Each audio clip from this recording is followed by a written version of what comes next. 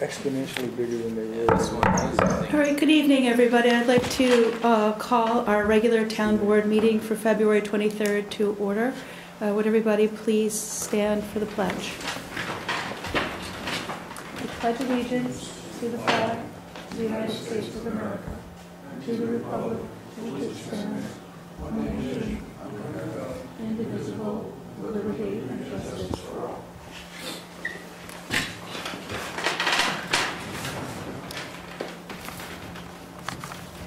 Before we have announcements, we have a public hearing open for our local law authorizing the enforcement of provisions of the Dutchess County Enhanced 9/11 sign laws. Does anyone in the public want to make any comments? I'm going to leave it open until we vote, or close it now. Leave it open, see if anyone shows up. Okay, I have a couple of announcements.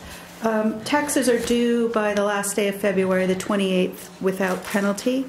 And the last day to file exemptions with the assessor's office is Monday, March 2nd, because the first is on a Sunday. And that's exemptions for star, senior, vet, wholly exempt, ag exempt, anything. So if you think you're exempt or have an exemption, please file it with the assessor's office before the 2nd of March. Does anybody else have any announcements? Okay, we have a presentation tonight from Eric Kvyat of Hudsonia on the CEA for the, what are we calling it, the northeastern part of Rhinebeck. And formal name for it, yeah. Hi, Eric. Come on up. Well, thank you for inviting me.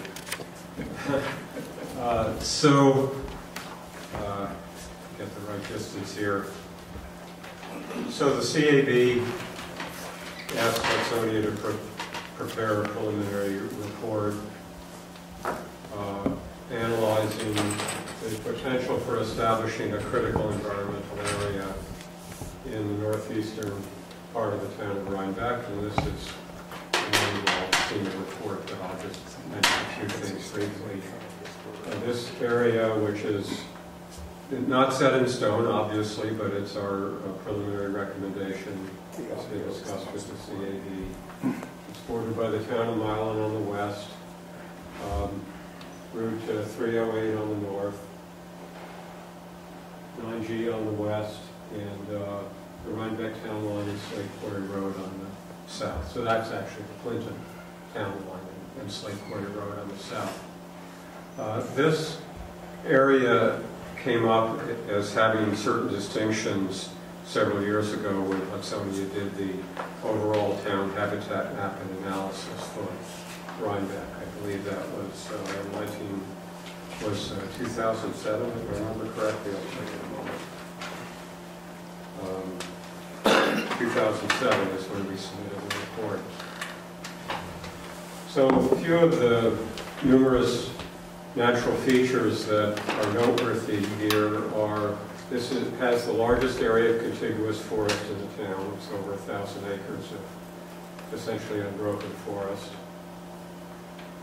It has more than 30 known vernal pools, or intermittent woodland pools, which are the breeding habitat for several kinds of amphibians that are of conservation concern. It has 25 upland meadows, which vary quite a lot. Some of those are still cropland, most of them are abandoned farmland or shrubland, mixture of herbaceous and shrubland habitat. And those meadows are important for a variety, many different kinds of plants and animals particularly. And the last habitat that I'll mention is there are 6 what we call kettle shrub pools. I believe they're concentrated in this area where the gravelly glacial outwater soils are. These are the potential core habitat of the Blandings turtle. And Blandings turtles have been seen in this area, although very little at this point is known about how much of a population there is. We believe there's a population, but it hasn't been studied yet. So we identified some of the noteworthy features of this area back in 2007. This isn't a completely de novo concern on Hudsonia's part. But with the interest of the CAB and some new information about this area, we have prepared this initial report that it identifies this as a potential critical environmental area, which is a designation that the town board can create under SECRA. And I'll just back up here for a moment. Critical environmental areas, or areas of critical environmental concerns, they're also called, are allowed under SECRA, and they can be either an area with noteworthy natural features that the municipality considers of particular importance, or an area of environmental hazard that the municipality wishes to call out so that everyone is aware of it and it gets some additional attention during land use planning. In this case, of course, this is an area of noteworthy natural features, and the critical area designation does not require the town or anyone else to do anything in particular. It simply calls this area out as receiving somewhat more consideration during any SECRA process that is invoked for other reasons in the course of land use planning. So this is not a regulatory designation. It's not a legal designation. It is simply a way of raising awareness about some particular positive or negative values, in this case positive values that the area has.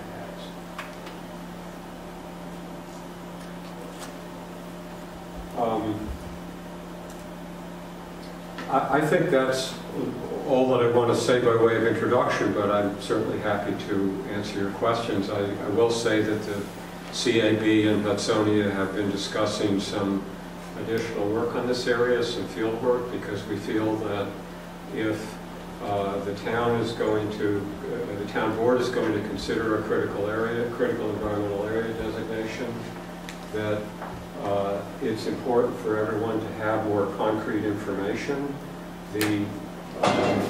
This map here is simply drawn from a 2007 townwide habitat map. It has not been updated, and I think it's appropriate in this case because of the potential controversies about the designation of a CEA and some of the land use issues in this area that that the town and other people involved have additional information about the area. So we are hoping to get out there this spring, pending arrangements through the CAB to fill in some of the information gaps and to confirm some of the values that this that we think this area has that are not verified yet. I guess I have two questions. One, if you were going to, and that's roughly maybe a quarter of the town. It's a little less, but I don't have an exact number. Let's say 30% Sure. of the town. If you were to take another 30% of the town, or divided the town, say, 4 ways, wouldn't you find the same results for every third of the town? No, I don't think so. You know, let me give you the exact language here. We did identify 2 areas of conservation concern in this part of the town in the 2007 report. We called 2 priority conservation areas is the term that we used in the report. We just named those arbitrarily slate quarry and hilltop, but they were based on the finding of certain habitats and certain aggregations of habitats. And one of those, of course, is the very extensive area of unbroken forest. So, my recollection is in 2007 you said the area west of Route 9 was also a key area, and big forests and wetlands, that was a critical area. yeah, I don't have that information in my head. I haven't looked at the 2007 report recently. But do you think this area the area, let me just mention that the area west of Route 9, entirely apart from Hudsonia's work, is a part of the state coastal zone. And so it has some concerns that were in place a number of years ago. And that may have been part of what we discussed in the report. But at this point, you can't tell us that this area is more critical than other areas in the town. In the town? Well, I think that's what we're saying by recommending that the town board designate this as a CEA, is that it is more critical. Than the rest of the town? Yes. We would, we do want to get out there and develop some additional information, and if we and you find at that point that that this is not an appropriate designation to make, then that can be the conclusion that you reach. And the additional work that you would do, is that in the fee already we agreed to pay you? This would involve an additional fee. What's the process, Eric? What are you proposing next? Well, we've just begun discussing that, so we have not, I don't have a, sure, go ahead. And I just have another question. I know you said that a critical environment designation isn't a legal designation, but why would we want to consider that? What is it? Well, it's a legal designation in the sense that, I'm out of my meeting here, pardon me, but it's a legal designation in the sense that SECRA, which is a law, allows the municipality to make this designation, but it doesn't impose any new laws or regulations on this area or on the lands that private or public owners hold. It's simply, let me see if there's some language in the report here that may be helpful. A critical environmental area is a geographic area designated by the municipality because of special natural or cultural characteristics. The purpose of the designation is to alert landowners, developers, planners, and regulatory agencies, which the town board is one, to the features of concern, so that harm to important areas can be minimized or environmental hazards can be avoided. And then we cite the authorizing part of SECRA here to, if anyone wants to. Thank you. Good evening, Supervisor. Good evening, Board. Hi, Ryan Dowden, Chairman of the Conservation Advisory Board. He was working with Hudsonia based on what has been charged to us in the comprehensive plan, new zoning code of looking at our town, examining our town for CEAs or critical environmental areas. I think just by looking at this map, this is quite a large stretch of land. We can cut this down. I mean, those are things that we can speak with Eric about and Hudsonia about when we sort of, as I like to call it, phase 2 with field work for the spring of this year, and that is a topic of discussion that will occur at our March board meeting when we discuss with Hudsonia if there are specific areas within this area that we want them to focus on. If we want them to focus on Hilltop because it is a priority conservation area, we can then get a sense or a better report of the species, plant life, animal life, so on and so forth that exists there, and that should be reviewed or have special consideration when development is proposed. So, I mean, looking at this, yes, this is a huge area, but it can be minimized or shortened, or I hate using this term, but cookie cuttered to the point where we can focus on specific areas within this larger area, from the borders of town of Milan as well as 308 and so on and so forth. And to sort of get back to what you asked, Joe, I don't know if it's more of a critical environmental area. We felt that being that this is the one area that the board felt to take on first, being that in the comprehensive plan we need to plan out or suggest areas to be examined. So we felt this was an area to start and get our first CEA. We do have others planned, which we will probably be back to the board later on this year, potentially next year. But I think that's a topic for discussion down the road. So hopefully we will be able to begin talks with Hudsonia for field work and get things underway for the spring of 2015. And also at the end, at the end of the report, and this report will be made available for the town hall, and whoever wants to come in and view it, the procedures for establishing the CEA, and that would be something most likely we would have to come back to you in April and begin the process. Thank you. That process. Ryan, let me ask you this. If somebody's planning a project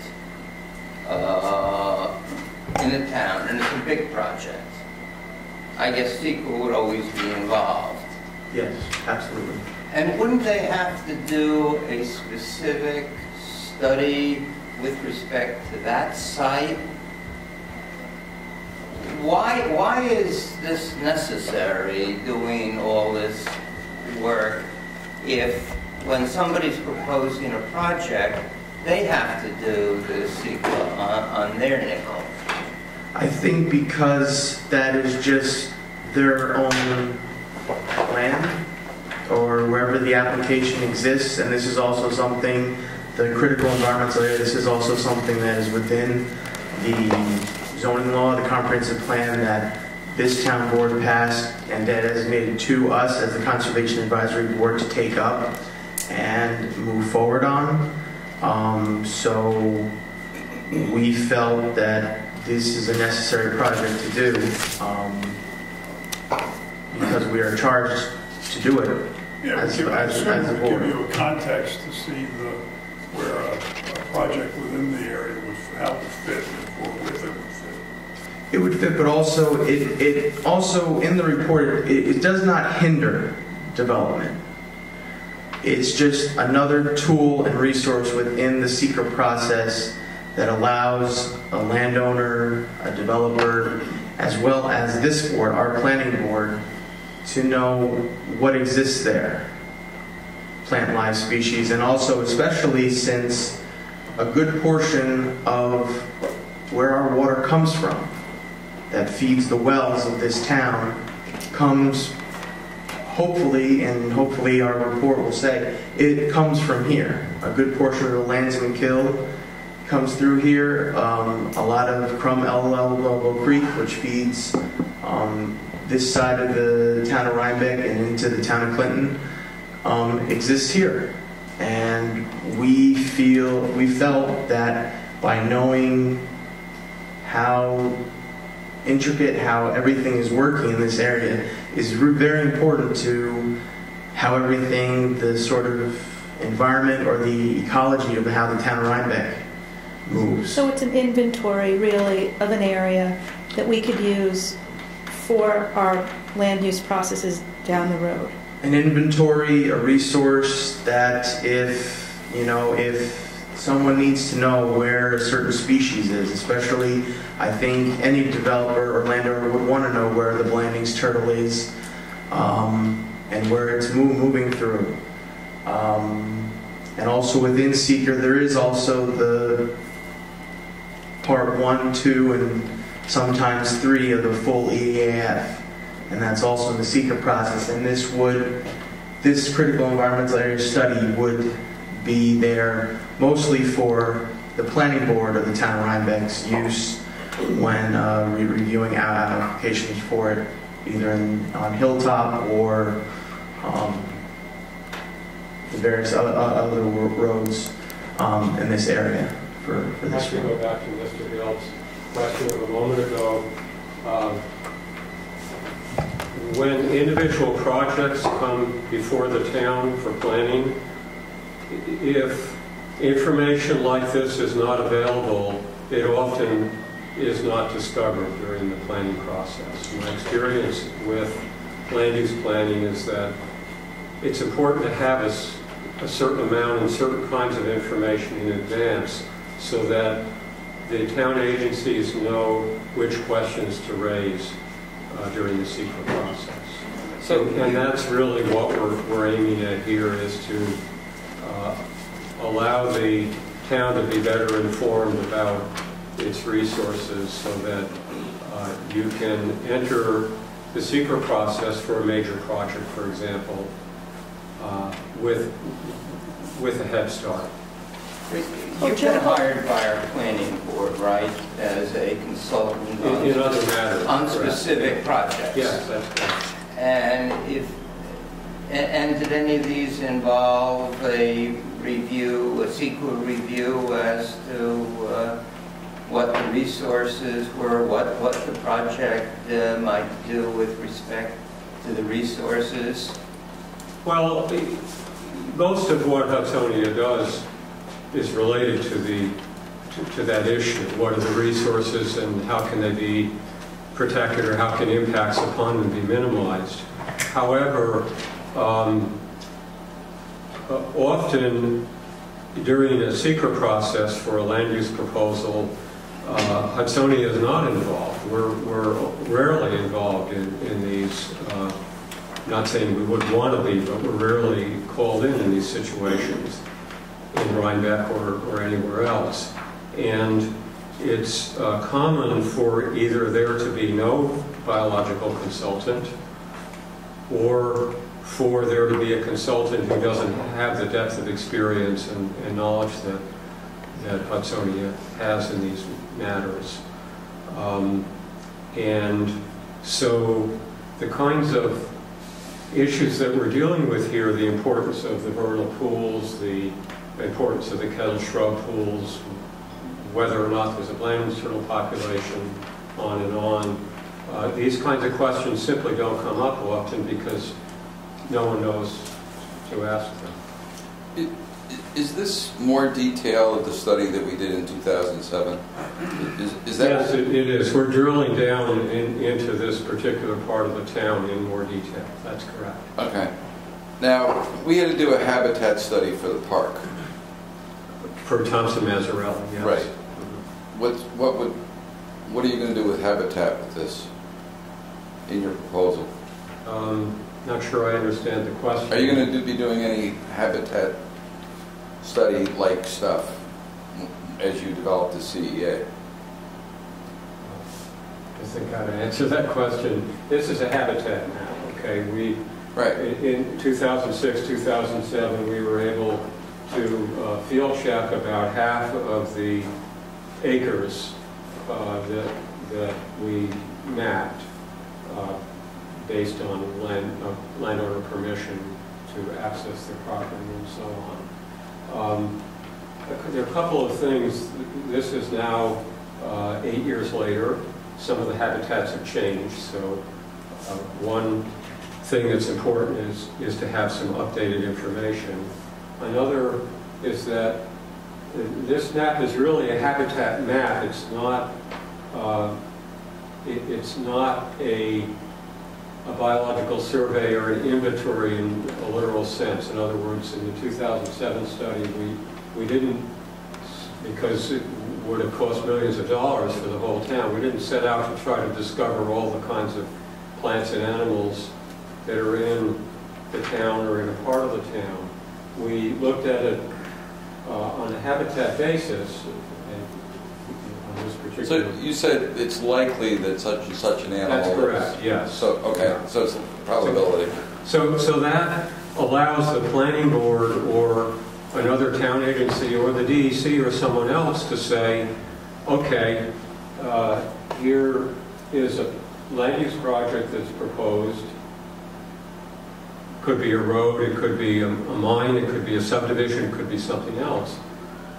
This map gives us a starting point to say this particular area is likely to have certain species of conservation concern or something else of concern, and these are the kinds of questions we want to raise under SECRA during the planning process. Okay. And so we're going to do part of that. If we're able to move on and do phase 2 of this study, we're going to do part of that. We're not going to, again, we're not going to go out and try to discover everything. We're going to focus on those features and species that we think are most important for conservation and planning. Do you tie in any way with the students from, I think it's Albany or RPI, or that have been studying the vernal pools every year? Well, there's one student, Jill Bonatatabus, who was separately, who volunteered on another Hudsonia project. So Okay. I know her fairly well. She's finishing her master's thesis. I believe it's at SUNY Albany. And that is based on the vernal pools and the vernal pool amphibians in the town of Rhinebeck.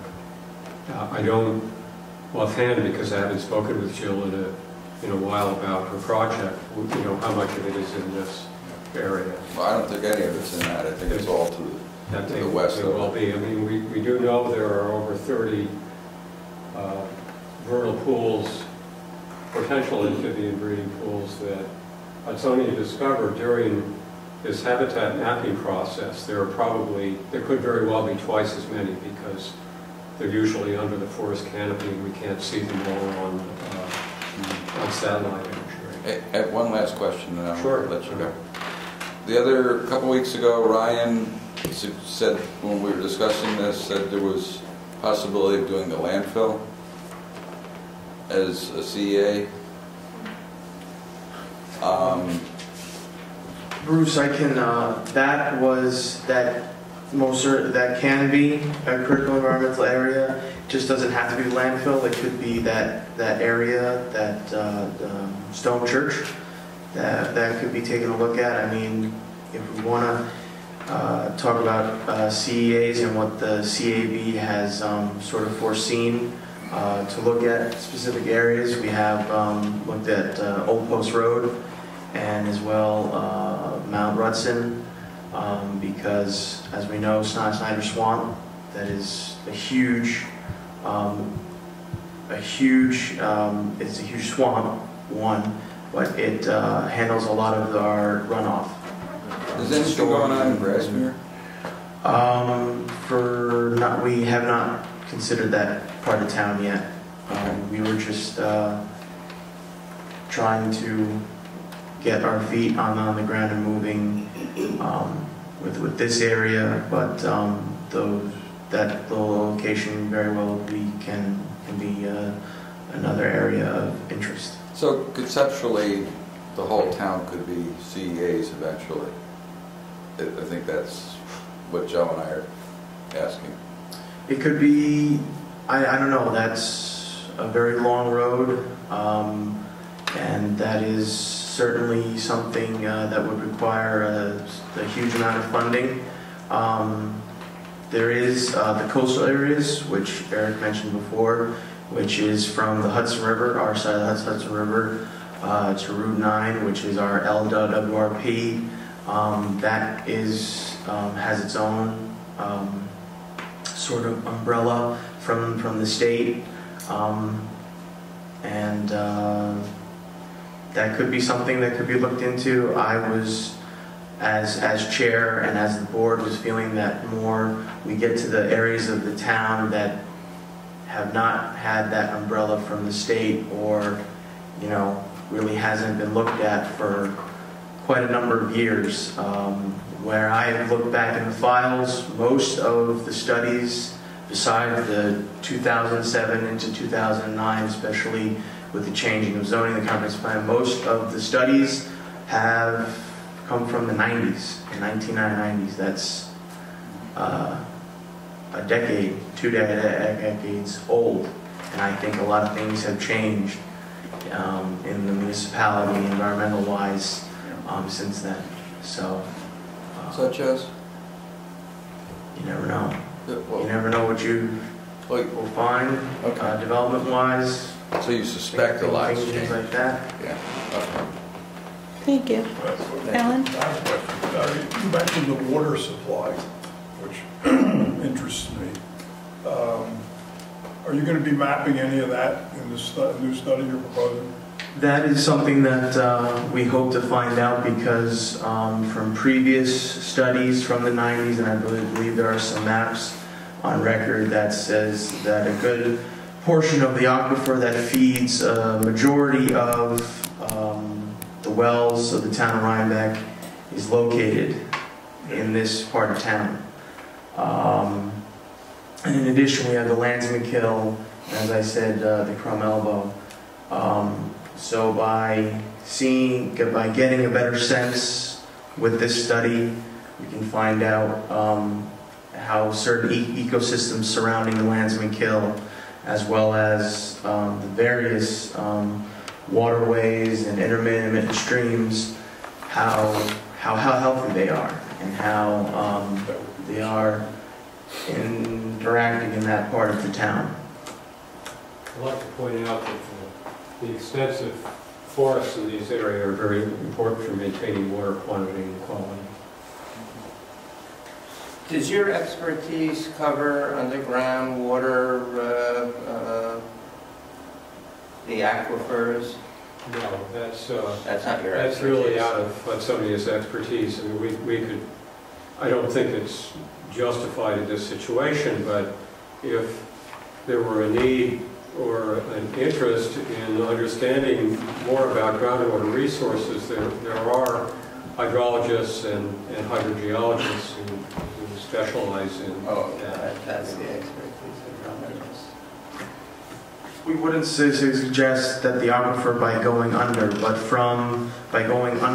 the ground, but from Eric has in the report here, in the preliminary report, the crest, ledge, and talus. These rocky formations come from when the glaciers moved thousands of years ago, and as well from glacier melting, which forms aquifers and which forms water supplies. So that would be something that could be found in the study as well. I can make one simple comment about groundwater. There are some fairly extensive areas of Hoosick soil. I think that happens to be where the gravel and sand resources are essentially in this area. Those soils and subsoils tend to be very rich in groundwater. So if someone said to me, let's look at the groundwater resources of the town or of this area, that's where I would start. But it may not be the only groundwater-rich portion of this or of the town. And it certainly is very likely to have a lot of groundwater. We do see that in other parts of the county, such as the valley that starts in Milan and runs down through the town of Clinton, including Long Pond and Mud Pond and Silver, for example. A very extensive gravel deposits that are somewhat similar to these. We also see a lot of this kind of material in the town of LaGrange and along Sprout Creek and Fishkill Creek down in the southern part of the county. Thank you. You're welcome. All right, Ryan, thank you. Thank you, board, and we hope to be back sometime in late March or the beginning of April with sort of a phase 2 idea from our talks with Hudsonia, and hopefully we will have something to present to the board then, so this spring we can get some people out there and get some field work started, and we can start the main process of this. Thank you. Thank you. Thanks. Good night.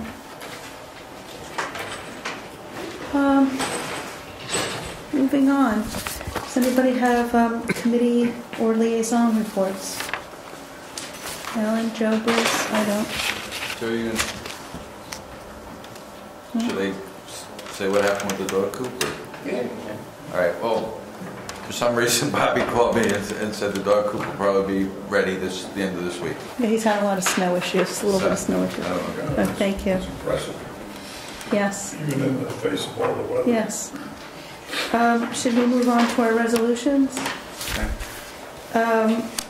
Resolution 2015-068. I'll make a motion to approve our preliminary abstract vouchers 183 through 222, 35 checks totaling $869,481.64. May I have a second? Is there any discussion? I have some discussion. Let me just point out that this includes the $67,000 that we would pay in connection with the paver grant, which we're going to vote on later. So Right.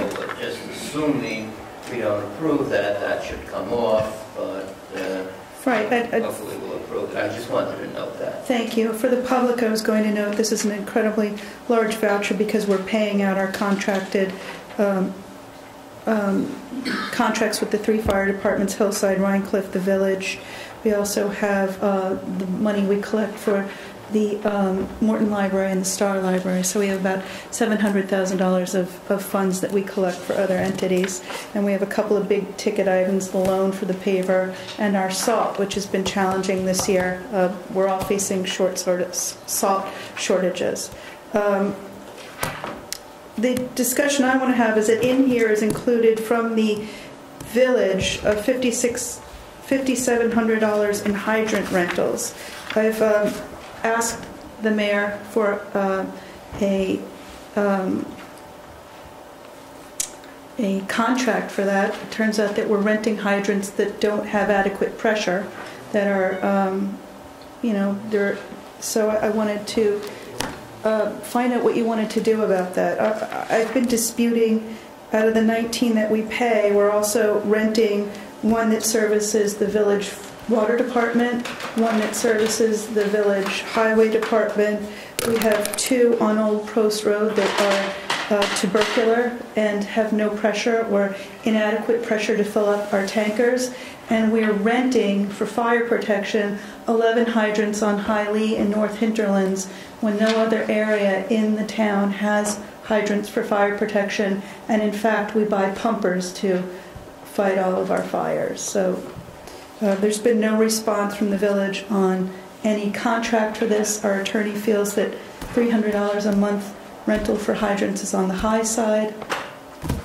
So I would like to hold it back until we get some response. I'm fine with that too. And, the other thing is, a while back they came to us for the dry hydrants, and we created a capital fund for it and everything, but nothing ever happened. I'm sorry, what dry? They wanted to put dry hydrants around in different places so they could pump out of the ponds and streams. So I don't know. I'm fine with what you want to do. I'll hold it back. I'll let them know that we've asked for this information. We've been asking for information for the county information on the fire protection. It's not forthcoming. Does anybody else have a different feeling? I don't have a different feeling, but the ones on Highway, those are working.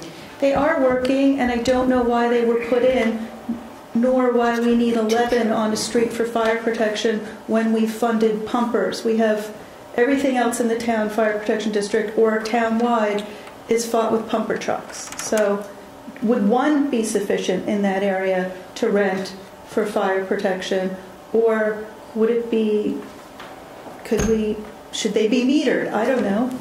I guess I'm racing because I thought I had heard in the past that maybe we ought to create a hydrant district. We could, but we could. Or should it be charged back to their water users? Why were the hydrants put there? Is it a fire protection cost or a water user cost? Since none of us were on the board at that time. Well, I'm going to pull some planning board notes and see if there's anything. But we've asked for information and it hasn't been. I would move to hold this aside. So if we hold it back, we start a discussion. Yeah. So I'd like to make a motion to. I'd like to make a motion to amend this resolution to total. I'm sorry. Just give me 1 second here. 34 checks totaling $863,781.64, holding aside $5,700 from hydrant rental from the village. May I have a second? Second. Any further discussion? All in favor? Aye. And we still have the other motion on the table to pass to pay for these vouchers. All in favor? Aye. Aye. Any opposed? So moved. Thank you.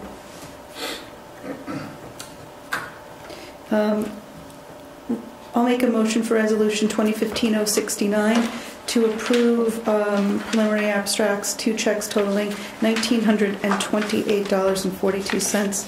May I have a second? Second. Is there any discussion? Recreation and oil? All in favor? Aye. Any opposed? So moved.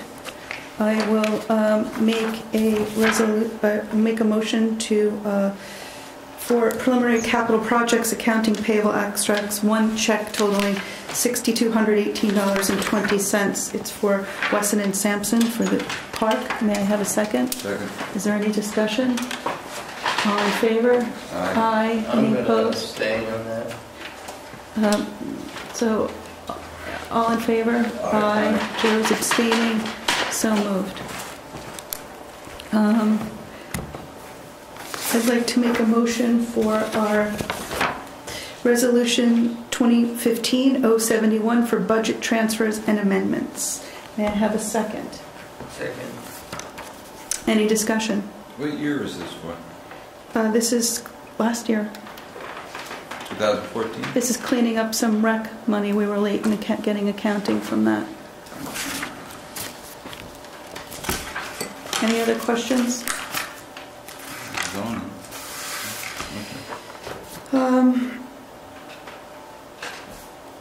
Zoning is correcting a mistake from January. It was put in the wrong area, and since we didn't get accounting on recreation until the end of October, we were still dealing with budget and then end of year. This is a cleanup of that. Okay. She's adjusted revenue and expenditure for the concession stand. We feel that revenues for the concession stand are around $3,200 for August and higher for July. And with labor and expenses, we're about at a break even, but she still has to do 1 more month for this. Okay, just the count that I gotten was 13,000. Was the gross from the concession stand around there? This is just 1 month, so Okay. we have some other months to go. Okay. All right, any further discussions? All in favor? Aye. Any opposed? So moved. Okay, we're up to our local law, but we have a public hearing open for the local law authorizing the enforcement and provisions of Dutchess County enhanced 9/11 signage. Is there any questions or comments from anyone? From anybody. From you, from the public. It's a public hearing. Let me spend a minute just explaining why we did this. The county passed a law more than 10 years ago requiring standards for signage, and we've had complaints from the various emergency response people, the fire department, the EMTs, that, and also from people delivering pizzas, for that matter, that can't find addresses very easily in the town. And when I was campaigning in the last election, I was looking for certain addresses. They're virtually impossible to find some addresses. There are mailboxes that are the only marking for a driveway. They're on the other side of the street from the driveway in many cases. There are numbers on doors that are painted of the same color as the door that you can't see from the road. There are houses that have pre-911 addresses on them, so they have the wrong number on them, and so on. So this law basically is a way to enforce the county law, which requires labeling. The state law also requires 4-inch numbers on homes now. It's part of the new building code, but it applies to all buildings. And we've added a couple of twists, one of which is that we want to see the numbering of homes that are more than 50 feet from the road indicated by a number that's out at the road, either on the mailbox, if the mailbox is on the same side of the street as the driveway, or a post. And finally, and again, I saw a lot of examples of this, including on my own property, which is I have a driveway that goes to 2 numbers, and it's hard to tell which way to go in the driveway when there's a fork, so that the forks have to be labeled as well. So that's what this creates. We've created a way to enforce it, and we're using the same fine schedule as the county has in their law, which up till now has not been enforced in the town of Rhinebeck.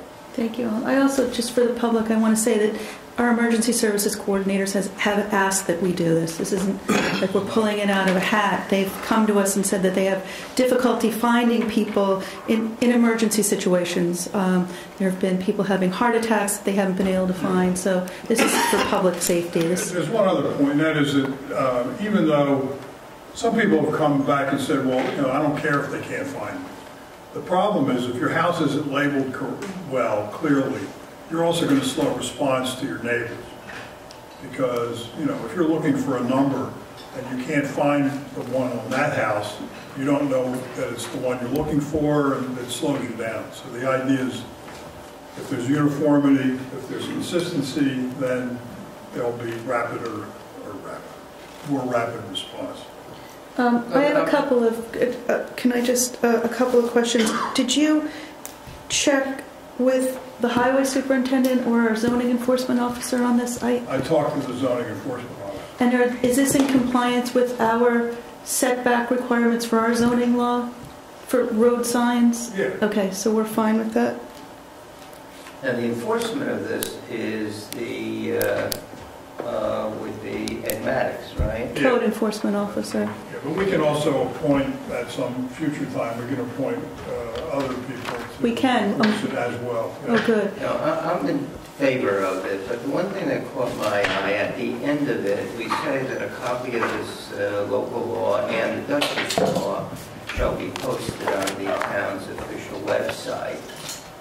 We put on, I think, our entire code. I don't know if what this provision means. Does this mean that there's a separate designation of these 2 laws forever on the website, or should that be limited to 90 days, 60 days? Because once we mandate by law something is posted on the website, presumably forever, unless we put, don't we clutter up the website so that over the years there may be lots of laws? Why you know, I know this is a new law, and maybe for 6 months it ought to have special prominence on the town website, but after 6 months, do we want to clutter up the website with the text of these two laws? I raised the question as to... I don't think that's a problem. I think people moving into the town 10 years from now will want to know what the requirements are for label. Right, but there are probably lots of laws like that that people moving in want to know. I would think people would want to put a time limit. Well, the county website has the law that they passed in 2000 under the heading of enhanced 911 sign requirements, so which I assume will do the same thing. Any further discussion? I think it's going to go into E-code eventually. Yeah, it'll be Yeah, a it's part on the of, we'll website. have But it. it's going to be part of our code, and the Well, whole then it'll code be- is part of Well, then it'll be on the website. It'll be on the website, but it won't be specifically designated that, I don't think this says that. It doesn't say any specific designation. It says on the website. So once it's, well, shall be posted. Okay, you don't read it that way. That posted means separately calling one's attention to it. If that's what we think I don't these think words it's- mean, then I don't have a problem. That is at some point just part of our statute on the website. should we close the public hearing? Would you like to make a motion? Second? Second. Is there a Could provision you in please, there for... could you please come up and introduce yourself? Richard Murray, Rhinebeck resident.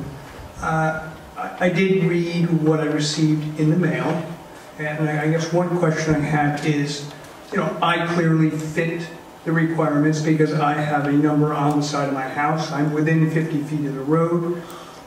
There's going to be a lot of people who say, well, I think it fits those requirements. So obviously there's going to be some bickering there. But are we going to have an enforcement officer go out and issue tickets? Yes. How will the public be notified of this for those people who don't read the website, who don't read their mail? Are they going to get a chance, a notice, a first chance to say, you need to follow these rules, please comply, we'll check again in 30 days, or are we going to ticket them? Well, we've notified everybody by mail. And what's our mechanism for enforcement, Alan? It'll be a citation, but I think what Richard proposed is very reasonable. A warning. I think there's discretion. Yeah, we're not looking to raise revenue or Right. Well, that's not we're my looking concern. we're looking to Yeah. we're looking to do what emergency services has asked us to do for public safety. So we'd like to get compliance. I think to a large extent, this will be driven by observations made by emergency responders. Let's say I went to this road and we couldn't find or we had trouble finding an address, or we saw this, or we saw that, and then we go to try to fix it.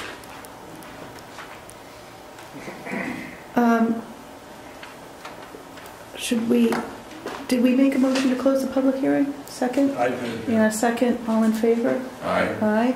I would like to have a motion for Resolution 2015-072. Motion. In a second. Second. Any further discussion? All in favor? Aye. Aye. Any opposed? So moved. I'd like a motion for Resolution 2015-073, sharing of equipment pursuant to county grant for our paver. Motion. I'll second it. Joe, you want to? The town of Rhinebeck, together with the towns of Milan, Comedian, and Northeast, were awarded a $265,000 grant to purchase certain items of equipment, a paver, a roller, and a trailer. And the four towns will share that equipment. Ultimately, each town will be reimbursed by the county for the cost of the the equipment, but we have to buy it first and then submit an invoice to the county. This resolution authorizes the signing of an intermunicipal agreement with the 3 other towns governing the maintenance and the sharing of the equipment, how that will be done. It was run by the highway superintendents of the 4 towns as to how they would share the equipment, how they would care for the equipment. So that's all set forth in here. And this resolution authorizes the advance by each town of $67,000 to purchase the equipment. Once the equipment is arrived, and at that point we would forward the invoices, purchase invoices, and the shipping documents to the county, and presumably the county will pay us, hopefully, promptly. Joe, one thing I'd like to ask, I think this is great, you know, mindful of needing to come up with savings every year of 1% of our levy. Would you start working on, once this is, I think this will be applicable because it's a consolidation, and I think whatever savings we realize from this can apply to next year's what we need to save. So I'll update you more on this year's, but that's just something to be mindful of. Right, and I think we have to make a decision whether, for purposes of calculating savings, we should go in with the county, which is putting together, my understanding, is a consolidated sharing statement by all those towns that decide to join in that, or we should go alone and specify our own savings. I mean, our savings would be because we will now be able to do paving jobs that we had to contract out in the past. We could do them with our own highway department people. Right, and the county can also use that as part of this composite. So we don't lose anything if we go in with the county. And I guess this is my understanding, preliminary, but if for some reason we don't have the requisite percentage of savings, if we go in with the county, the county would cover, the composite would cover it, so we get the benefit of other towns' savings. But this is a little bit down the road as to which way we ought to go. All right. Any further discussion? All in favor? Aye. Aye. Any opposed? So moved.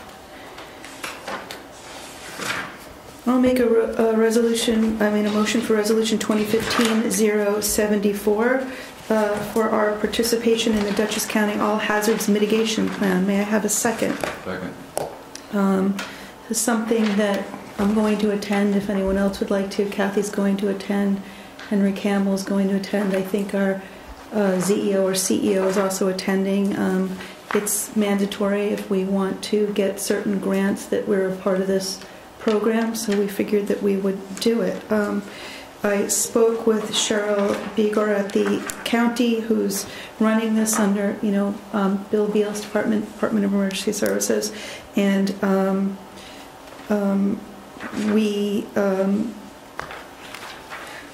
this resolution is asking that we designate a primary point of contact and an alternate, and also the designated local flood plan administrator. I'm willing to be the primary point of contact as head of emergency services. Henry Campbell and Darren Forbes would be secondary as our emergency services coordinator, and our CEO, Ed Maddock, administers our flood plain within his office, so we should designate him for that. Unless anybody else wants to step forward and do it or volunteer. That's what I'm recommending. So we would write those names in. No, there's that we would pass the resolution with those names. Yeah, I think so. Or it's. Yeah, I don't know that we even need to. You're giving me permission to enter into this. I have paperwork here for the county that I can fill out. No, but I think to pass the resolution with just blanks in it. I think you gotta put Okay. those blanks in. Let's do it. We have an open motion. I'm amending it to designate the supervisor as the primary point of contact, our emergency services coordinators as the secondary point of contact, and our code enforcement officer as a designated local floodplain administrator under the National Floodplain Insurance Plan. May I have a second for that? Second. All in favor? Aye. Aye. And we still have an open motion on the floor to approve participation in this. Is there any further discussion? All in favor? Aye. Aye. Any opposed? So moved. Thank you. We'll be going to a meeting next week for that. Resolution 2015-075, contract for spring installation and fall removal of our docks. May I have a motion Motion. and a second? Second. Would anybody like to speak to this? I'm aware of it. We do it every year. Bruce, anything to add? We're going with our maintenance department solicited 3 bids and have recommended that we go with Jeff Decker and Son. That's who always does it. We always have a discussion of the taxi dock, which is the heavy one, which probably needs some work, and whether it's really worthwhile to do. Well, I think In a couple of years, we did not put it in. We got a couple of people who complained, and we put it in.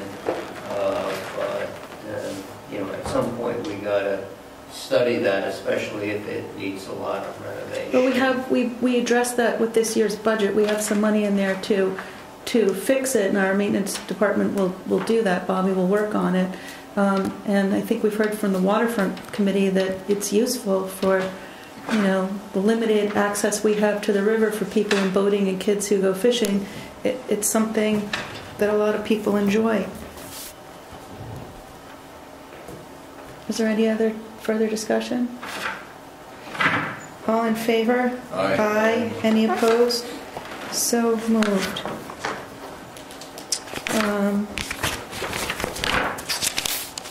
I will make a motion for Resolution 2015-076, appointments to the Conservation Advisory Board of O'Donnell and Velarde.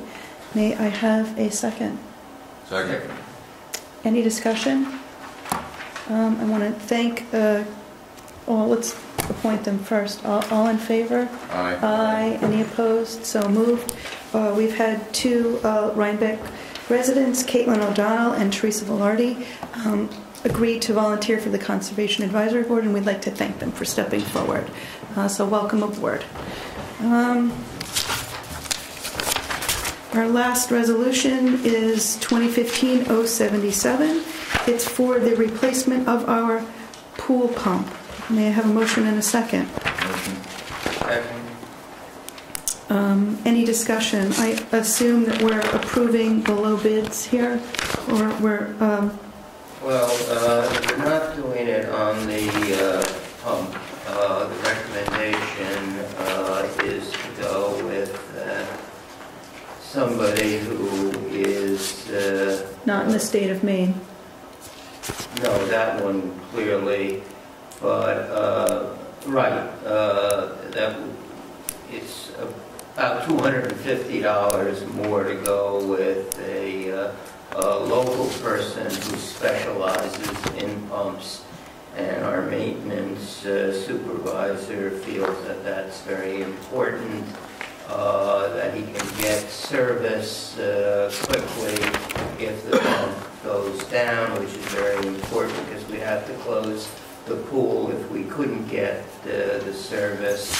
And he is familiar with that company, which he says specializes in pumps. We really don't know that much about the out-of-state company. So for the extra $250, I would recommend that we go with the $8,500 bid as opposed to the $8,275 bid. Great. Any other discussion? We're keeping the old one to rebuild? Yes, that's the plan, that we gotta get a price on that. Okay. All in favor? All right. Aye. Any opposed? So moved.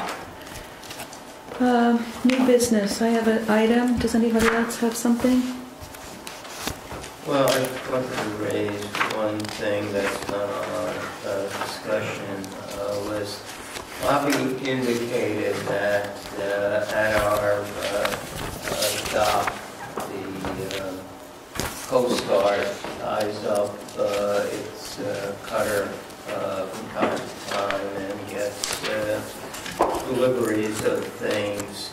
He believes that some of the wood has been damaged a couple of weeks ago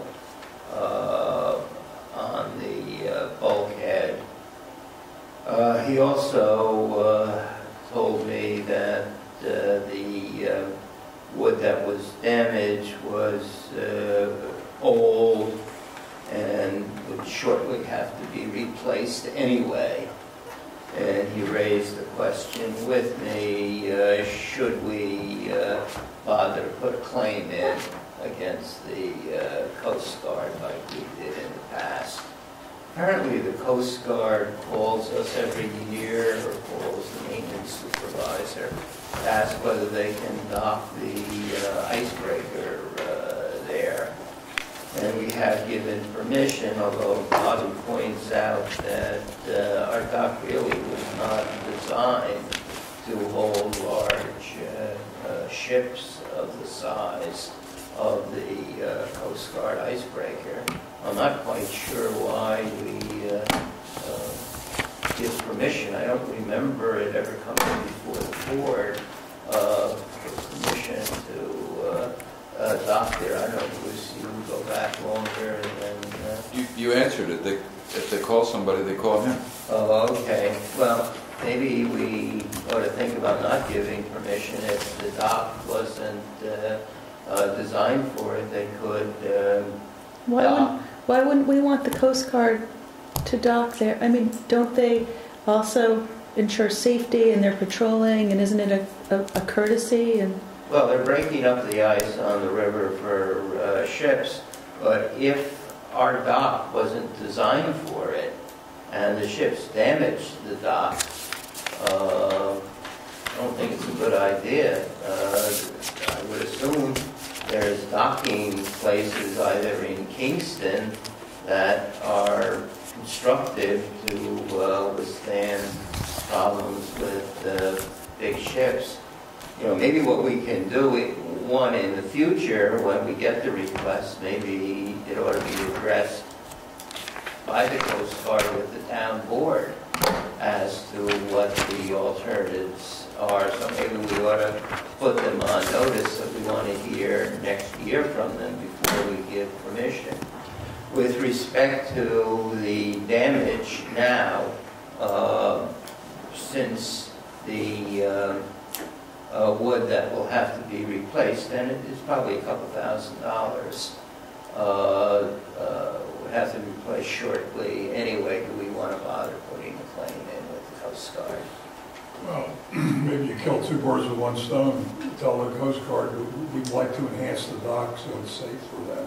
Well, I don't think. Pay for the enhancement. Well, I don't think we can ever make it safe for them because it's wood we're putting in. It's not a steel dock. So even if we replace the wood, we're never going to make it into a large ship dock. I don't know. I'm not an expert on that. Oh, okay. Well, My opinion is the Coast Guard adds to the community being there. People go down there and see it when it comes in. Their insurance covers the damage, and we replaced the bollards last year or the year before that got ripped off. It's the river. Anything you tie up to it with the ice is going to do that. As far as if it wasn't the ice, the dock would be perfect for it. So would you put the claim in for the wood that we're going to have to replace anyway in a couple of years? Yeah. because it was damaged by the Coast Guard. There aren't any other big ships that would do that. So, they paid for the wood before. No, but it was a long process, as I remember it, and a lot of paperwork. Or we could pay for it and just Well, look at it as that's the the cost alternative. of That's what Bobby would like to do. the cost of doing business, and I think it is good to have the Coast Guard around. We provide other services for them too, right? We clean up down there, we do things. So, you know, putting in a claim for that is not unfair.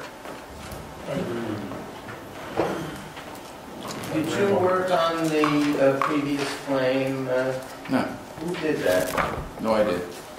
I'm sure it's in the records. No, I have the file. Probably Rochelle.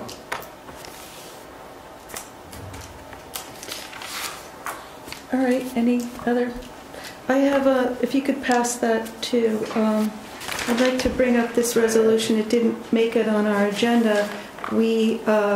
Resolution 2015-078, it's that time of year when we need to engage an accountant to complete and file the report for our 2014 annual update document, the AUD, which we have to file with the controller. I would like to get this approved tonight, and it has to be filed by 90 days, so I think that's March 30th. We may need an additional 30-day extension. So I would ask that this be approved with a possible 30-day extension. I'll make a motion. May I have a second? We didn't approve this at the reorg meeting, that we were going to retain her? Shelley says we retain her, but I don't think we approved the... I don't know. Shelley asked me to do this. Oh. It didn't make it on the agenda. So it's DeChilli and Associates for $2,000 to compile and file our AUD for us, with an extension to April 30th, need be. Any further discussion? All in favor? Aye. Aye. Any opposed? So moved. Thank you. What else do we have? We have a couple of, is there any other new business? We have a couple of discussion items. Transfer station contract renewal. The transfer station contract with Royal expires this summer, and there's a provision that if we choose to, we have the right to extend that contract if we give them notice by April 30th. So I wanted to find out if there's any reason why we should not extend it, and this would be the time to ask them for some things that we want, to see if they'll agree with it in connection with the extension. They've already agreed that they would pay the electric cost in lieu of paying us $1,100 a month. But we have to make sure that gets implemented, because there are some rough edges on that, in that we're paying Central Hudson, they're paying Central Hudson. So that will get worked out. I have heard that the summer hours should apply for September, and they shouldn't go to winter hours on September 1st. Other than those two things, if anybody has anything, let me know, because I want to start discussions with them. What about maintenance down there? Could they take over mowing and plowing? We could certainly ask. The worst that could be is they say no. Now, they are supposed to plow the driveways into it, No, I thought that was in the contract. No, they sand. What? We get free, If we get free pickup, we can dump our garbage there for free, and we agreed that we would plow it. They sand it. maybe Who's mowing's the a... we, meaning the town? No, me personally. Yes, the town. No, I don't know. Everybody can dump their garbage, that's why it's open to the public. So I'm asking you, we. I don't think it's an awful question. It's a good one, Bruce. So that was an informal thing, because the agreement doesn't say that. Yeah, it was informal. Oh, okay. So that probably should go in. Because if you do the math, it's to our advantage. Okay, so the... Same with the mowing. Well, I'm just thinking about, Yeah, I know, but could we dump our garbage and plow but not mow? Can they take over mowing since we seem to be stretched thin for mowing in the 15 warmer months? minutes in there Yeah, but we have... when you do Stone Church. I'd just like to see if they would. And we could still dump our garbage. Right, Bruce can still dump his garbage. I think we got to run that by as to whether we have the right to do that under the collective bargaining agreement. There's that. Anything else? Town hall furnace update. Again,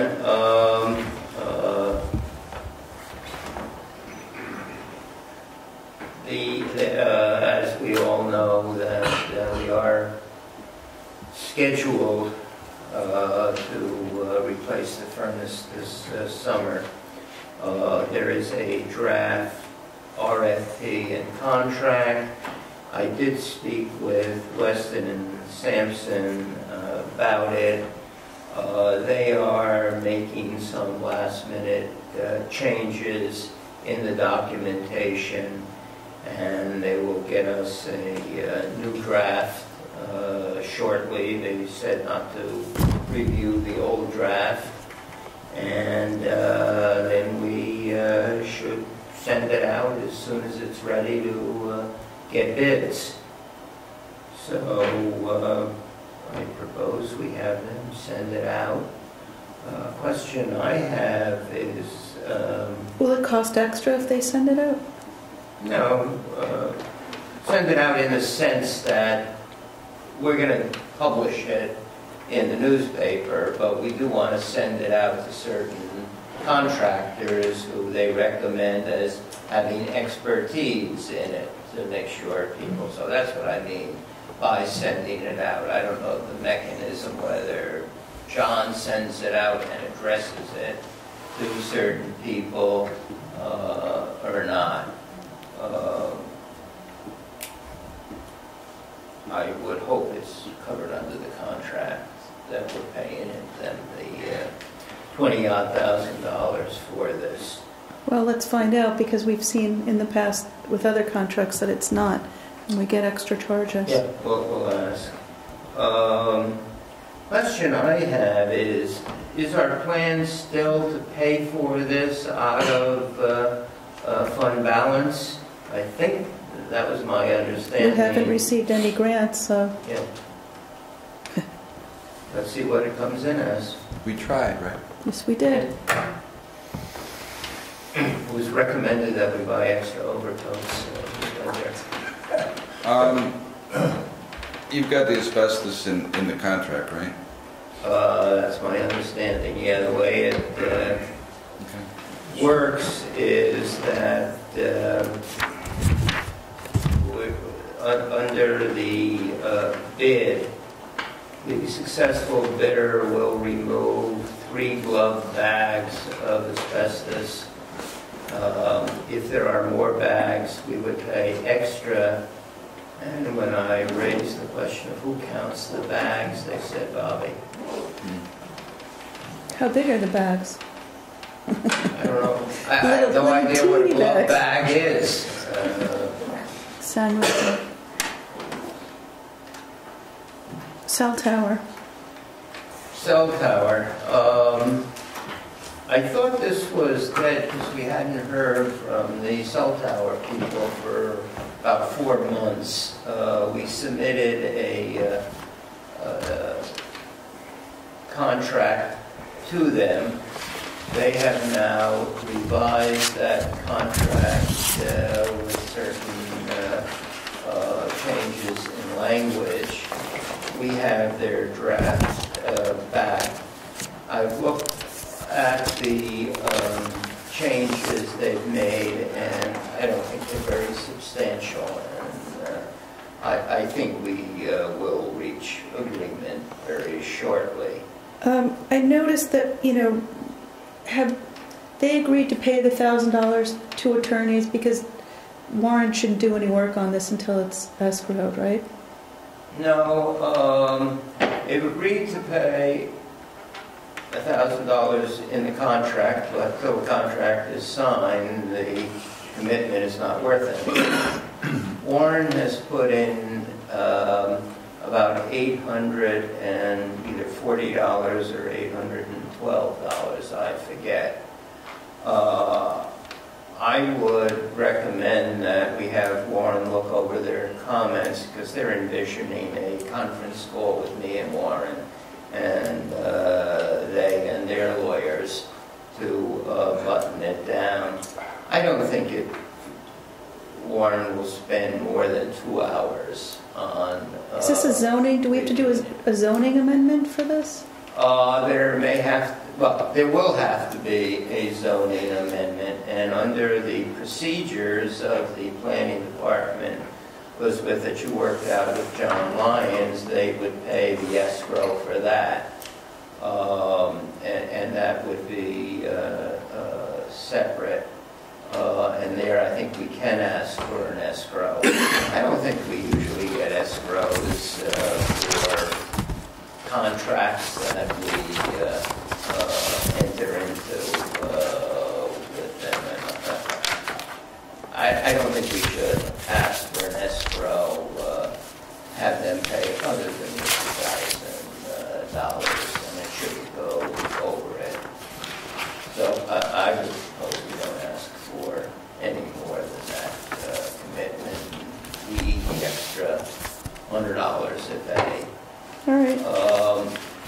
With respect to the zoning amendment, one, we got to decide what attorney to use, and two, what that amendment is going to say. Do we just try to deal with the Stone Church property, or make it broader? And if you make it broader, I don't know why they would want to pay for that. So at least I think for that. Wouldn't it be spot zoning if we're just doing one property? Wouldn't we have to do everything within like a civic zone, or? I think that's a legal question that we ought to ask the I'd like to lawyer. go with Warren. I think, the practice of, as great as John is, I think Warren's our town attorney, and sometimes the lines get blurred if we start using... Right, I agree on this one, that we should go with Warren and give us advice at the time. The problem with changing all civic zones is some of them are inappropriate. So you really have to look zone by zone if you're going broader than the old Stone Church Road. So I think that's down the line, and Warren will have to weigh in on the actual amendment. Hopefully that should be part of the escrow. And they're prepared to hire an outside planning consultant. I think they're going to use the consultant who did the other two modifications of the zoning law. Okay, thank you. Cancellation of May 26, 2015 regular town board meeting.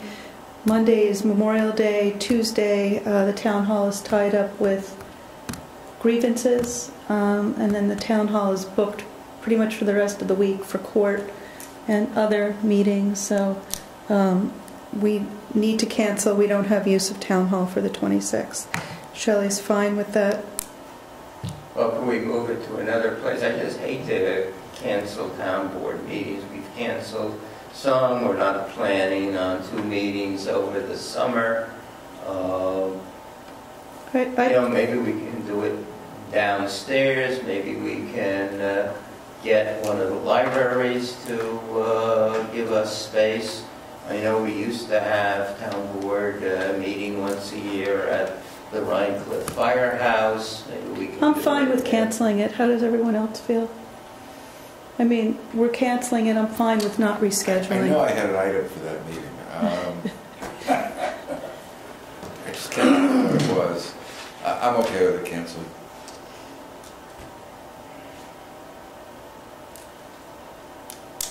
I'm ambivalent. We're canceling it. There's no motion to reschedule it.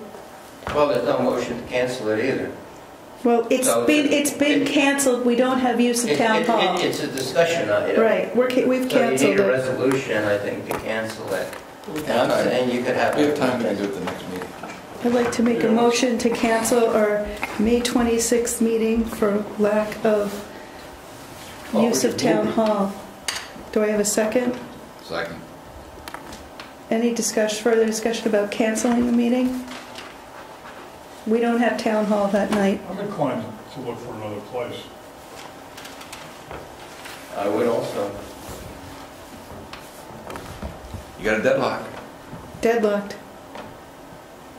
No, the motion doesn't pass. Yeah, motion doesn't pass, we'll look for another place. We don't No. have an agreement to look for another place either. Well, I make a motion. We're gonna be here all night. I have to wait till Elaine comes back. Elaine's not available on Tuesday nights, so she wouldn't be able to attend anyway. Have a Wednesday night. Okay, so that's a discussion item.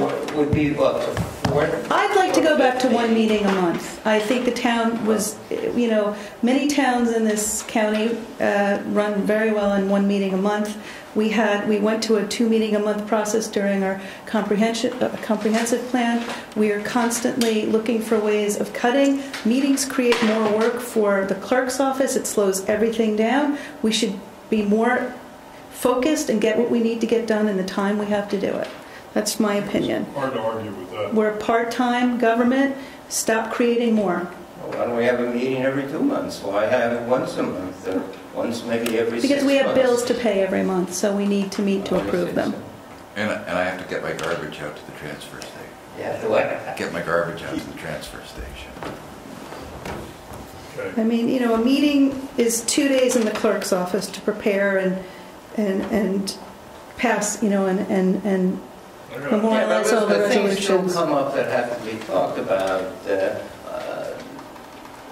Although not of our making, we have to have everything done in public, and that things have to be decided collectively, so that meetings have to be held. Which I'm not against, and we do it, and we've scheduled, 23 special meetings last year? We have had, several already this year, so we're not an unwillingness to meet, just I think that we need to be, But I don't think Stealth. it's good government to govern by special meetings that often happen during the day when all board members can't come and the public can't come. If the public knows that there's a meeting at a special time, then those people who want to come can come. But these ad hoc meetings, I don't think are a good practice. so let's not call special meetings. Don't. We have a special meeting called to go over our employee handbook. You want to cancel that and do it at a town board meeting night? Whatever you want to do.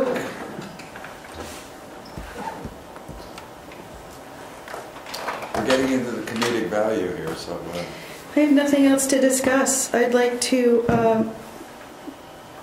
make a motion that we adjourn into executive session. Oh, sure. Sorry, I didn't.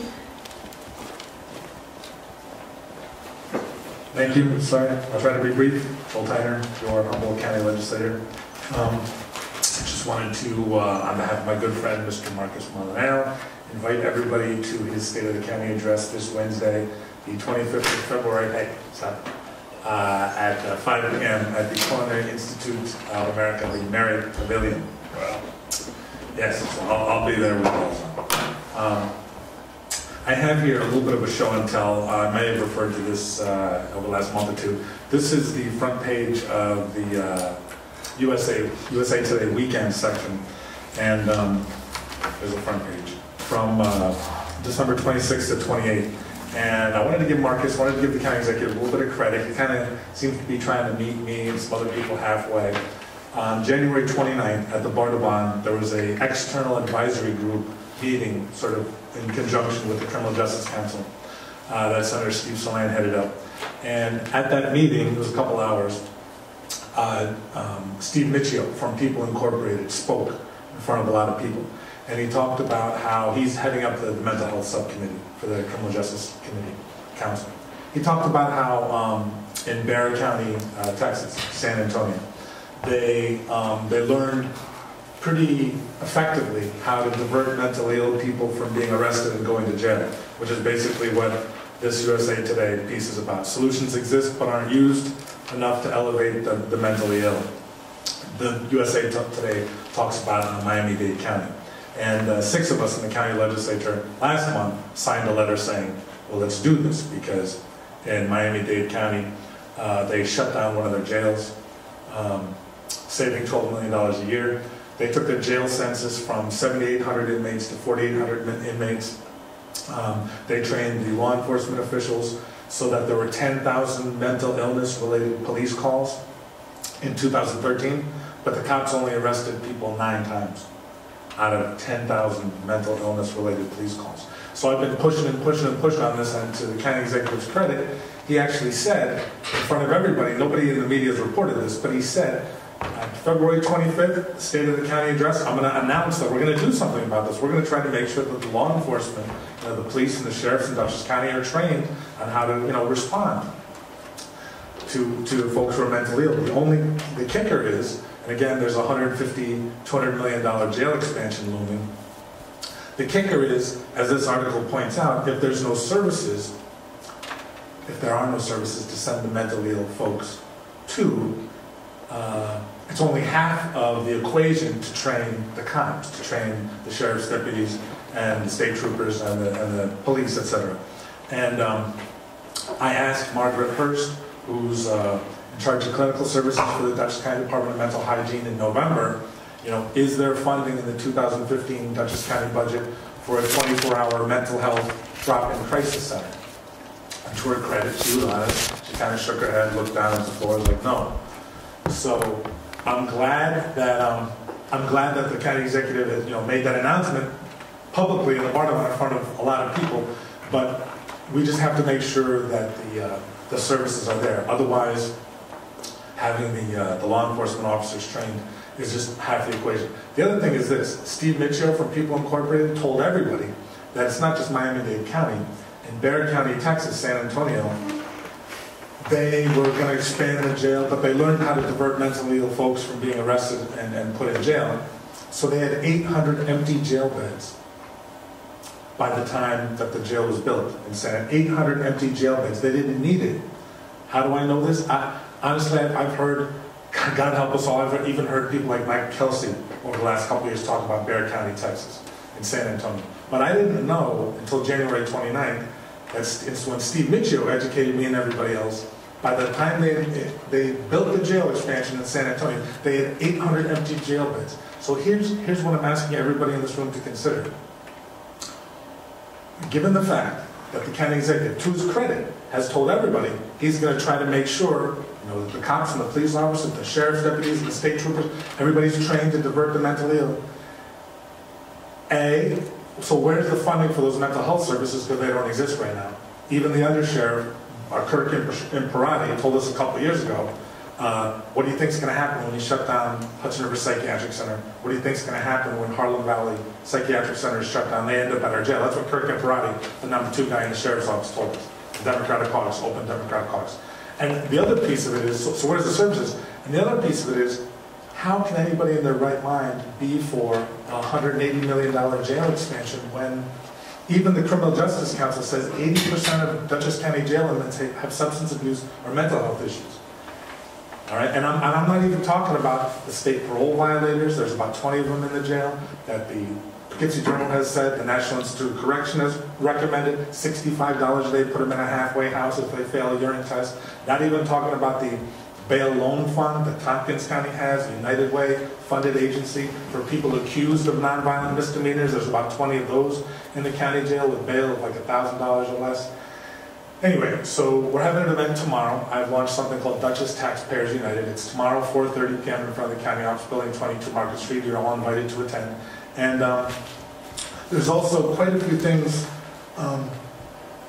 I sort of keep on getting attacked and attacked and attacked over again that these things are crazy and they don't make sense. But I'm also telling you, my day job for the last 28 years is working with kids. I taught in the Bronx for 5 years. I was a math teacher. I taught in the city of Poughkeepsie schools for 3 years. I was a music teacher, believe it or not, put on 2 concerts. My day job is across the river working with at-risk youth.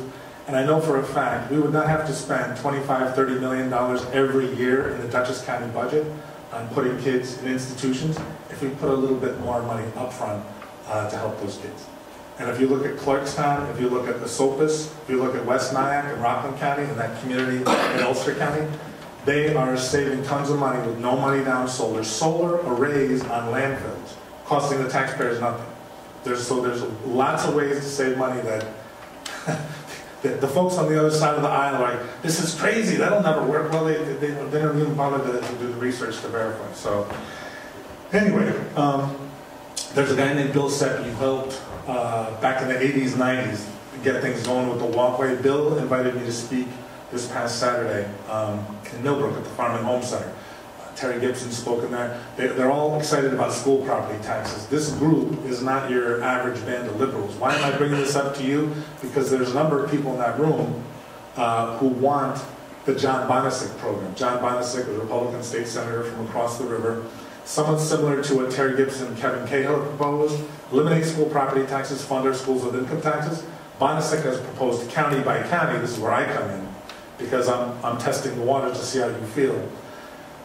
Bonisic, for a decade or two, has proposed a county-by-county plan where school property taxes will be eliminated for homeowners, for primary residences, and basically schools will be funded county-by-county by income tax.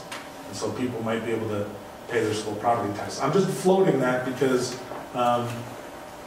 even though I'm a county legislator, people complain to me justifiably and understandably all the time about school property taxes. That's the only thing I was going to say. The state budget is going to be done very soon. So I urge you to check out the Fiscal Policy Institute website, fiscalpolicy.org. And there's a toll-free number to reach the governor and state legislators. It's 877-255-9417. 4 years ago, a huge hole was blown in the millionaire's tax so that people who make between $500,000 a year and $2 million a year, they got a huge break.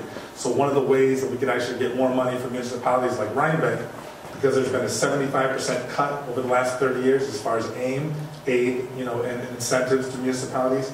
Right now it's only $715 million to municipalities across the state. That's a 75% cut over the last 30 years. So check out fiscalpolicy.org. And that's it. I'm doing forums here at Rhinebeck Town Hall in the next month. Wednesday, March 11th, 5:30 p.m. Tuesday, March 24th at 5:30 p.m. Next Repair Cafe, I believe, if it's okay with you guys, is going to be Saturday, March 28th, noon to 4 p.m. And thank you for your patience. And don't throw eggs and tomatoes at me. I may not be able to be here if you go to just one meeting a month, because the second Monday of each month is when the county legislature meets. And I know there are hundreds and thousands of people just rely on these monthly reports. But they don't ask. County legislator meets once a month? Yeah, the full board meeting is the second Monday. But I'll have to ask. So the county runs on one meeting a month. I think Bruce has a question. Well, we have a committee day. We have a committee day, which is the first Thursday, yes. And that's open to the public. I would appreciate it if you could, the next time you come here, you could tell us, give us a list of the things that the county does for Rhinebeck, that they actually do. The reason I'm asking that is because the county taxes are shifting. The allocation of taxes is moving around. Places like Poughkeepsie are picking up less of the bill and we're picking up more of the bill. And so I'd like to know. Are you saying that the mill rate seems to be different in different areas? No, the mill rate's the same. The assessments have changed significantly, and I just want to see if it's how it plays out, because we could give some stuff potentially to the county because we may be paying more than we should be. You mean have the county take over some services? Yeah. But I want to know what they think All right, they do for us. I'll get into that. I'll get into that when I make the presentation at the next workshop meeting. I'm just trying to be fun. I'm serious though. No, I'm going to look into it. It's funny because the folks in the city of Poughkeepsie kind of have understandably and justifiably been screaming bloody murder over, and I know the town supervisor here is understandably upset, the sales tax revenue sharing formula that the county executive initiated a few years ago. I had people calling into my Saturday morning radio show calling him El Duce. You know, the city of Poughkeepsie has really taken it on the chin. But it's like basically all that money that was kind of stolen from Rhinebeck Clinton. It wasn't stolen. It was legally done. It really hurt us. I don't think we should say stolen because... I will never say it again. I mean, well, think about it. You know, we're saying that the county stole from the town, and I don't think that's accurate. I don't agree with it. You know, I'm the biggest one of the squeakiest wheels in the county of an elected supervisor. You know, Marcus is tired of hearing from me, but it was a significant cut. It hurt us. The grants that we're supposed to make up for it are incredibly difficult. They're time consuming. We don't have the luxury of being able to decide what we use the money for. We have to apply for grants, and those are being sunsetted. So it was our tax cap. So we lost $45,000 and more as our revenue grows, and we have a healthy revenue here. We have a vibrant community where people shop. In the village, certainly more so than Rhinebeck. I've been a squeaky wheel too, but I will never use that verbiage. Yeah, just say be mindful of it. But in that connection, I guess, besides finding out the information Bruce asked for, I guess I'd like to know how much money we really lost by the... $45,000. And if you measure that against the grants that we got, seems to me we might have gotten a lot more in... Would we have spent the money on a paver, or would we have spent them, I would rather, the amount of time that I and Alan put into this, it was tens and tens and tens of hours of work and jumping through hoops. It was another level of government that we had to go through to get money that didn't allow us to decide how we wanted to fund it. It was how they wanted us to spend it. And it's being sunsetted. It's over. So we're not coming out ahead. We're losing. If I can talk, if we lost 45,000, I think we per year. Per year. Per year, and more every year as the economy gets healthier. Go ahead. More than a sentence, maybe a paragraph. No, a sentence. We got to take a vote on that. I think one grant that you got for the equipment was about $80,000. $70,000. How much? $70,000. And it was for the village as well. And the municipality grant was about the same. And when you say this paper, we were forced to get a paper. Presumably we wanted it. You would rather get grants than have our sales tax, and the grants are being sunsetted. All I'm saying is we ought to see how much we were quote unquote shortchanged or not. Maybe we benefited. There certainly was a shift from the town of Poughkeepsie, and that this was advanced to me as one of the justifications. So I'd be kind of interested in doing a challenge. All right, so I'm going to find out, what is the county doing now for Rhinebeck? What has it done recently and doing now? What services does it provide in Rhinebeck? You mean besides plowing? No, everything, inclling plowing. There's the Dutchess County Office for the Aging Senior Friendship Center. Whatever, Joel, whatever. Church. It should be 5 days a week instead of 4 days a week. All right, I'm going to find out that. You also want me to find out the potentialities for shared services No. in county and town? No. All we want to do is, we want to know what the county does for us, and then we can look and say, okay, we get this percentage of the expenses, and we're paying this percentage of the taxes. Is this fair? And also find out, is the town of Poughkeepsie getting away with? No. No, how much are you, is this what I asked? You're trying to, I thought somebody might have said, but no, that's town of Poughkeepsie. What I would like to know is how much we would have gotten if the allocation of sales tax was not changed, and compare that to the amount in grants. Just so you know, back in November, I actually asked the county budget office like detailed information about this. I did not get a response, but I'll ask them again. All right, thank you for your patience, and Thank I'll you. get back to you guys. I'd like to make a motion to go into executive session to discuss a particular employment history of a person, to discuss collective bargaining, and discuss two particular individuals. Are you taking action? No, I have to bring you up to date on two things. So we can let these guys go? We can say goodnight. May I have a second? Second. All in favor? Aye. Good night. Thank you.